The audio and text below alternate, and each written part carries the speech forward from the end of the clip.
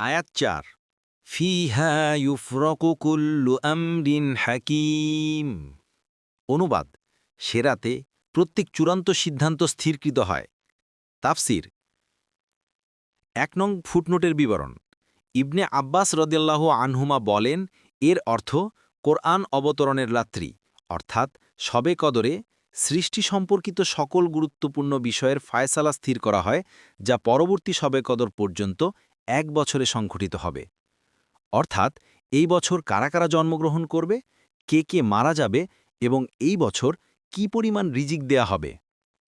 মাধবী বলেন, এর অর্থ এই যে আল্লাহ কর্তৃক নির্ধারিত তকদিরে পূর্বাহ্নে স্থিরকৃত সকল ফায়সালা এই রাত্রিতে সংশ্লিষ্ট ফেরেস্তাগণের কাছে অর্পণ করা হয়, কেননা কোরআন ও হাদিসের অন্যান্য বর্ণনা সাক্ষ্য দেয় যে আল্লাহ তাআলা এসব ফায়সালা মানুষের জন্মের পূর্বেই সৃষ্টি লগ্নেই লিখে দিয়েছেন।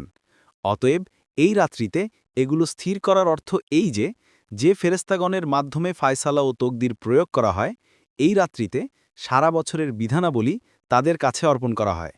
ইবনে আব্বাস রাদিয়াল্লাহু আনহুমা বলেন, তুমি কোনো মানুষকে বাজারে হাঁটাচলা করতে দেখবে, অথচ তার নাম মৃতদেব তালিকায়। তারপর তিনি এই আয়াত তিলাওয়াত করে বললেন, প্রতি বছরই এই বিষয়গুলো নির্ধারিত হয়ে যায়।